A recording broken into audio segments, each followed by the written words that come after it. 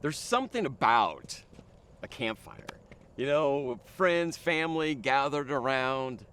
You've eaten a really good meal, and then it's that moment that everyone's been anticipating, right? It's time for marshmallows. I mean, if you want to go all out, you can always make s'mores. And I know that some of you aren't, you're not a big fan of s'mores. But for me, a perfect s'more is the best way to end a day.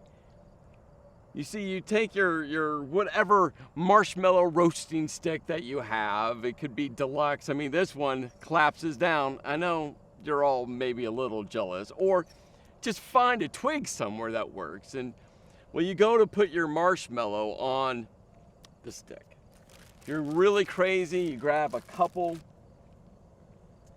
And then it's the decision of how to roast your marshmallows. And there's really 4 different types of people when it comes to roasting marshmallows. The first group of people, and this might be you, is, you don't want to roast them at all. You would rather just take the bag of marshmallows and just eat marshmallows raw right from the bag. But that's no fun, especially when you have a campfire. For some of you, you're just too impatient, or you just really like fire, and so you get your marshmallows and you stick them straight into the fire. And your number one thing to do is you just want to catch them on fire. And as soon as you have them, as soon as you have them on fire, you just blow them out, right? You don't care what the middle is like, as long as the outside is, charred and roasted. And then there's a few of you, like my oldest daughter, who not only likes to catch them on fire, then you just let them burn as long as you physically can. I mean, it's not just about a little char. I mean, you want the entire outsides to be, in my opinion, disgusting. For me, and maybe you're like me, there's a whole different pursuit when it comes to roasting marshmallows, especially when you're making s'mores. You see, for you, if you're like me, it's about taking it nice and slow. There's just something about sliding that marshmallow on and slowly roasting it. I mean, you want a golden brown on the outside, but what you're really going for is, you really want it to be nice and gooey on the inside, because that makes the perfect s'more when the hot, warm marshmallow melts the chocolate, and then with the graham cracker crust, it's the perfect bite. And now I know you all want to eat a s'more. I get that, but when I think about making s'mores, the s'mores it's one thing that's kind of important. But there's something just about a campfire, isn't there? Whether or not you like to make s'mores, or maybe for you it's about sitting in your favorite chair and grabbing a book or grabbing your guitar. Maybe it's about your life group being together and just laughing and sharing stories. Maybe for you, it's about your family coming together and just allowing the kids to go run and laugh and giggle while you just sit and enjoy a peaceful evening. You see, there's something about a fire that spans the generations. There's something mesmerizing as you just look at the flames dance around. There's something soothing with both the smell, but also the sound of the wood crackling and popping. And there's just something reassuring when you lose yourself staring into the flames. You see, something that Jesus knew was that there was just something about a light. Whatever the source of the light was, a light that everyone could understand and everyone could grasp and everyone could hold on to. What Jesus understood was, well, simple images that would connect, no matter the generation, no matter the technology, that people would say, yeah, I totally understand that. And you see, on this one specific day, Jesus, well, he had just hand-selected 12 people to be part of his inner circle. They said yes, but they really didn't know what they were saying yes to. But they all said yes. And one of them specifically was, well, he was more of an outsider. You see, the other 11 were good Jewish men who were faithfully following God. But for one, well, he had a job that the other 11, well, in fact, every other Jew disapproved of. For one of them, he was not just an outsider, he was an outcast, he was a rebel, and everyone despised him. His name was Matthew, and Matthew chose a profession where he was working for the evil, the despised Roman government. You see, for Matthew, he was a tax collector, and his job was to steal, to take money from his fellow Jews and give a percentage to the Roman government, and then whatever he took in excess, he got to keep, and Matthew was raking in the money. And Matthew was, well, okay with that because, you know what, he was earning a lot, even though he was despised by most. But Jesus had just walked up to him and tapped him on the shoulders and said, hey, come follow me. And something within Matthew that said, okay. Something within Matthew said, I'm going to leave my job and go follow this guy named Jesus, someone that he knew, well, he knew a little bit about, but he didn't really know what he was saying yes to. And Matthew found himself with Jesus and with the other 11, and the other 11 still had to be very surprised that, well, Jesus picked Matthew to be part of this inner leadership team. And on that day, they had walked onto a hillside, and the hillside gradually sloped into the Sea of Galilee, or like the Romans like to call it, Lake Tiberias. A large crowd had gathered because, well, people had started to hear about this guy named Jesus, that well, he was prolific in his teaching, and, well, he was healing people, and, well, there's just something about Jesus that people were being drawn into. And so on that day, with Jesus' 12, including Matthew, who still had no clue why he was picked, Jesus started to teach. And Jesus said, well, I think, and we don't know this, it's not in the text, but I think when Jesus said you, he caught Matthew's attention. Because Jesus had to know that Matthew was still confused why he, a tax collector, the chief of all sinners, why he was picked. I mean, Jesus definitely knew the other 11 had been talking about why Jesus picked Matthew. And when Jesus said you, it wasn't a passing you, it wasn't one of those just gentle flyby yous, it was an emphatic you, it was a finger pointing you. And I think when Jesus said that with so much passion, he caught Matthew's eyes. It's like, yeah, even you, Matthew. I know you don't understand why I picked you. I know you're still trying to process this entire life change. I know that you don't get the full picture, but Matthew, don't lose this moment. I'm talking to everyone here, but I'm also talking to you. And Jesus said, you are a light. Again, something so universal. No matter what the source of the light is. What we know is when we think about light, there is something soothing, there is something reassuring, there's something comforting to light. And Jesus said, you're a light to the world. See, over and over again, Jesus set the bar so high. I mean, he used words like world and everyone and all over and over again. And for this gathering of people, hundreds, if not thousands of people, in this region called Galilee, there was a reason they were living there. They didn't want to be in the rat race of the world. They had moved there. They had settled down there to kind of be outside of the world scope. And Jesus said, no, no, no, no, no. You are a light to the world. I know you feel safe where you're living. I know you feel comfortable where you're living. I know you have your nice little world all put together, but you have to understand there's a bigger picture that you need to look at. And Jesus said a town.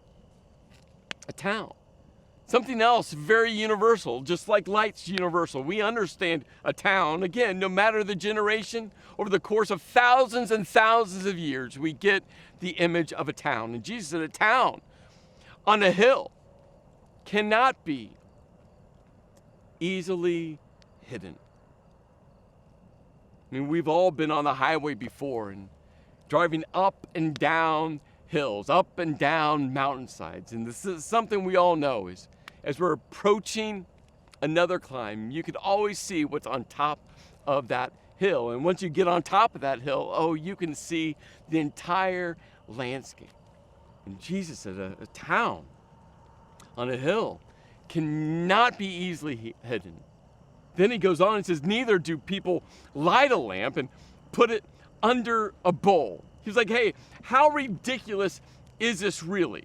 Like, why would someone take a lamp and put it underneath a bowl? It'd be like you spending 13 hours smoking a brisket, only to get done. It smells amazing.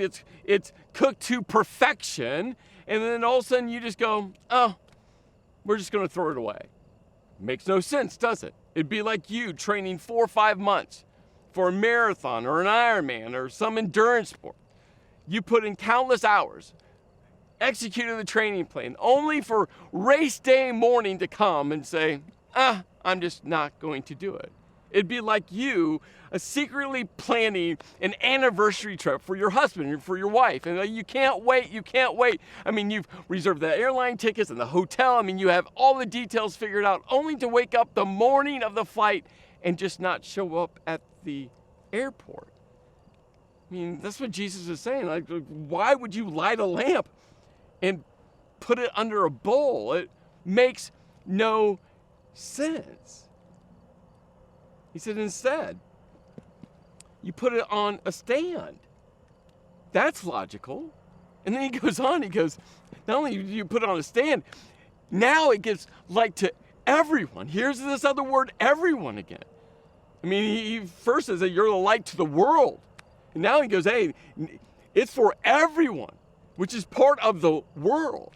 You see, what Jesus was getting at is that you, emphatic you, Jesus pointing his finger at you, you are a beacon of hope to the world for everyone. And implied into that is that, that this world is a dark place. I mean, Jesus didn't need to say it. Everyone knew what he was saying. And some 2,000 years ago, everyone knew that they were living in a dark world. And 2,000 years later, guess what we all know? We're all living in a dark world. And Jesus was like, you're a beacon of hope. That's why he went on to say, he said, in the same way, let your light shine before others. Again, don't put it underneath a bowl. No. He said, let it shine. Don't keep it hidden. Don't tuck it away. He said, let it shine before others, that they may see. Now, what do you think Jesus says next? What should they see? If you're going to let your light shine before everyone, the world, what should they see? What is that light? Well, Jesus is going to tell us. Do you think he said so that they could see your knowledge of the Bible? Now, knowing the Bible to know God, that's an important thing. Again, it's not just about knowledge, it's about knowing God, but that's not what he said. Did Jesus say that they may see your moral superiority? Absolutely not. I mean, our pursuit is not moral superiority. Our pursuit is to live a life reflecting Jesus. Did Jesus say that they may see your perfect family, your Instagram family, the Facebook images that you post where everyone's smiling, but right before that picture, everyone's screaming? No, that's not what he said. Did he say that they may see your inspiring success? Now, I think we should work hard. Why? Because God has created us. And when we work hard and give our best, it's an act of worship to God. But that's not what Jesus said. What Jesus said was that they, everyone, the world, would see your good deeds. By doing so, glorify God the Father in heaven. You see, there's a connection between your good deeds, what you do, and glorifying, worshiping, honoring God. That's why Jesus over and over again connected love to serving. That's why we say over and over again that we want to love people by serving people to Jesus. The greatest way to connect people's lives to Jesus is by loving them, by serving them to Jesus. And Jesus said, hey, let your light shine. The light that will radiate throughout a dark world. Let it shine by people seeing your good deeds, how you love people by serving people to Jesus. You see, in this series, Radiate, one of the things we're going to do over the next several weeks is we want to be a beacon of hope. I mean, not just for the series. I mean, for the weeks and years to come.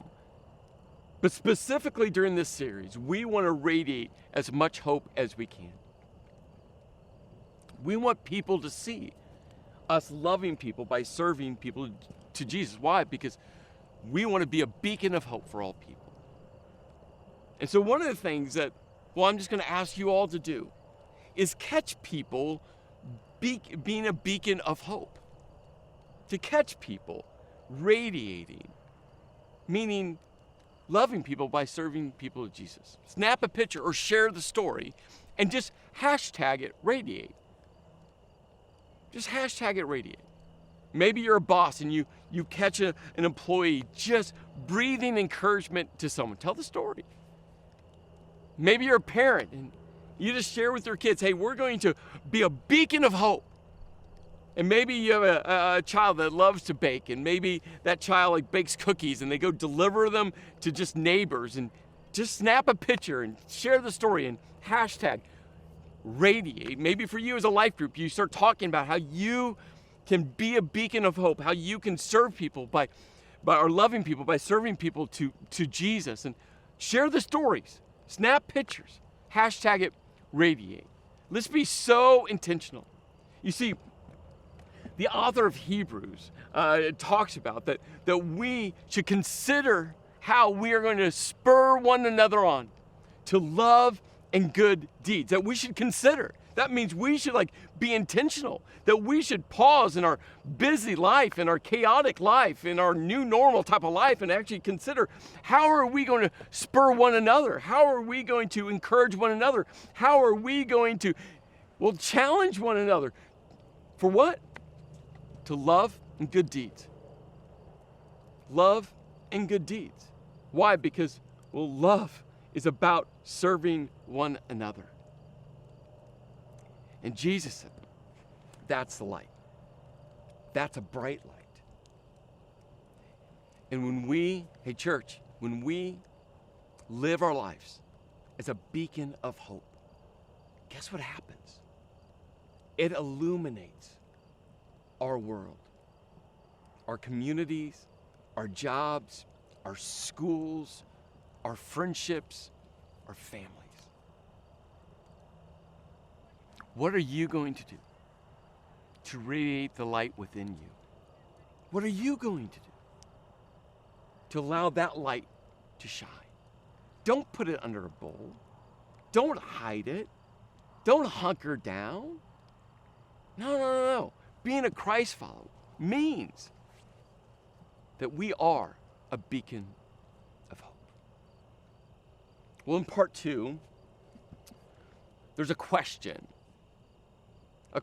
that I think we all need to wrestle with. And the question is this: how far are you willing to go to be a beacon of hope? How far are you willing to go, really, to let your light shine to everyone in your world every day? How far are you willing to go? Well, that's where we'll pick up in part 2 of Radiate. Let's pray.